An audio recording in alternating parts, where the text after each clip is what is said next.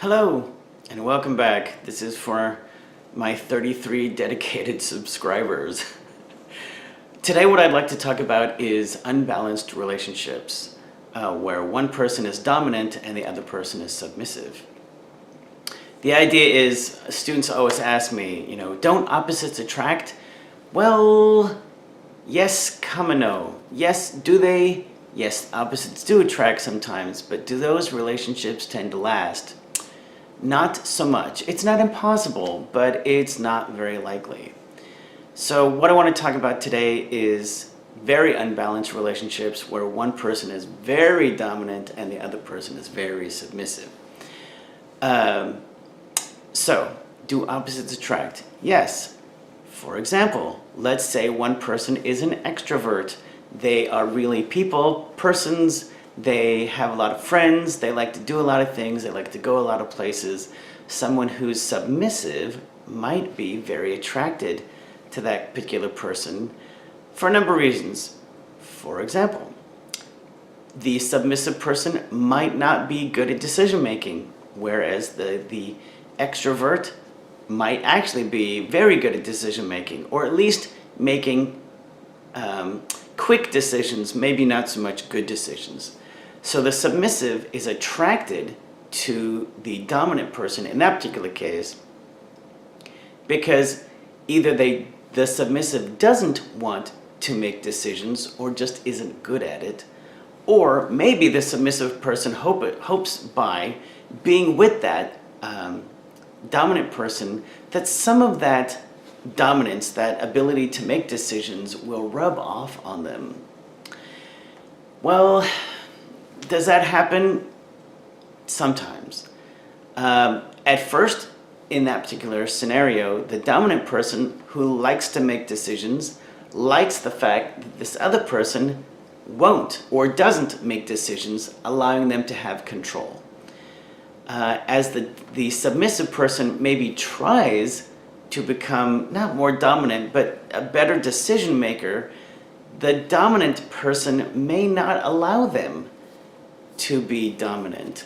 I had a person tell me, I was asking them about their relationship, and I said, how is it going? And they said, oh, well, it's going really good. That when I get mad at this my partner, that I yell and that person stays quiet, and they kind of like that. In fact, they thought it was kind of funny.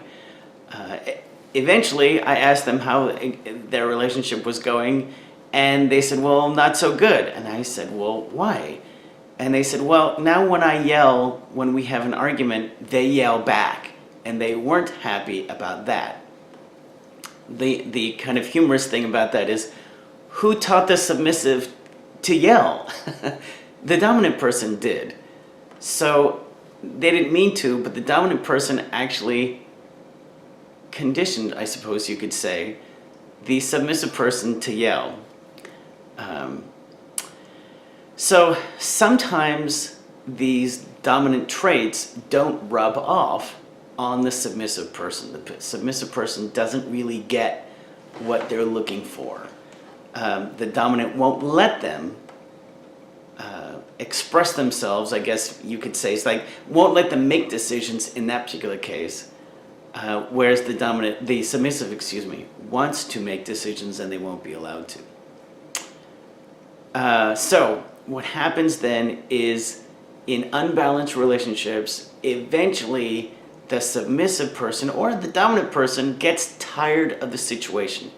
The dominant person may want the submissive to actually make more decisions, and it may be the submissive in that particular instance just won't. And it may be the other way around, that the submissive person really wants to make more decisions, the dominant person won't let them, and they just get sick of the situation and they start to argue. So resentment. One of the two, either the dominant or the submissive, becomes resentful that they are not allowed to do what it is that they would like to do, whether it's making decisions, whether it's being more forceful, whatever that case may be. They may become passive-aggressive. That is, we'll say in the stereotype, the submissive person in order to get back at the dominant will come in and say, I really need to talk to you. And the submissive will be like, okay, yeah, and basically not to engage in the conversation at all, which is a kind of passive-aggressive way to get back at the other person. It may be that the resentment and other feelings get so bad that the couple just start to fight all the time. I had a friend of mine who I went to college with who said, oh, I had a really passionate relationship, which in my mind really meant that whenever they were together, they were having sex a lot, and that when they got married, I said, well, how did that go? And he says, well, not so good. Because that excitement they felt when they were apart was not there once they got married. Hence, they didn't share anything. They didn't have anything else in common other than the physical relationship. And that relationship just didn't work out. That's another kind of unbalanced relationship. Why would someone in an unbalanced relationship stay? There's a couple of reasons. Number one, probably the most likely. Let's say unbalanced not in power, but let's say one person is an alcoholic or drug addict and the other person stays with them. Why would they want to do that? Number one, they feel like they need to save that other person. In staying with them, they are going to help them, even though if you look at their history, they are not helping, they might be enabling, in fact. Some people are just caretakers. That's their personality, that they want to help and take care of this other person. Not save them like in the drug addict scenario, but that if the relationship is unbalanced, they may, like for example, the dominant may feel the submissive couldn't survive without me. Or the submissive may feel like they need my emotional support and that's why I stay. There's a little bit of emotional enmeshment where they actually need each other but not in a positive, healthy way.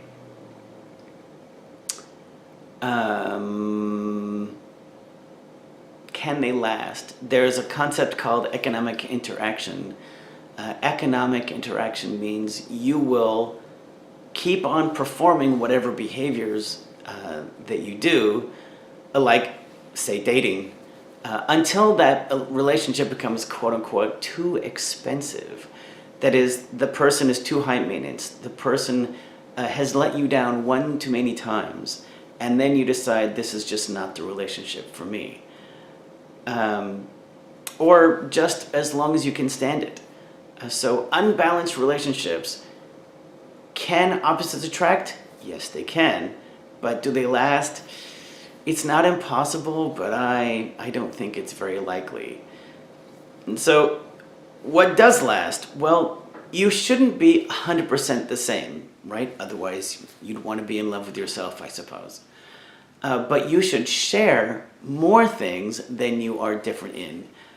What are those things? I couldn't even tell you. It depends on the individual. It may be the arts. It may be politics. It may be moral judgment. Whatever kinds of things you identify that you have, but that other person also has, the more you can share, the better it would be.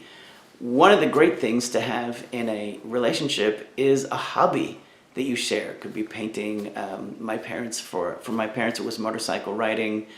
But something that you share that you can do together and enjoy that helps you to bond.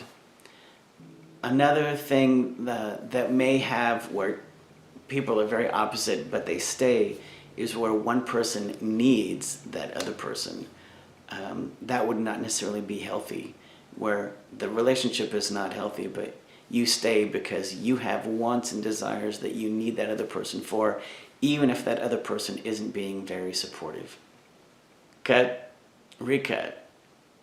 I had a student who told me that she was only attracted to bad boys, that is, men who were not really good for her, but that she was attracted to them on some level, and that she said, I know some good guys, but I just can't be with them.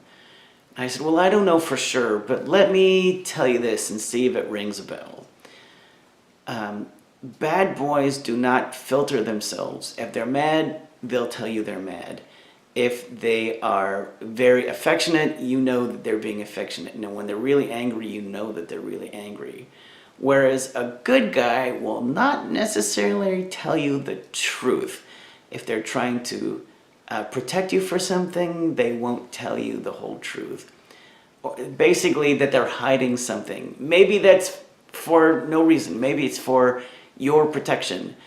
But that, I think, was the gist of why she felt that she couldn't be with a good guy, that she really wanted the truth,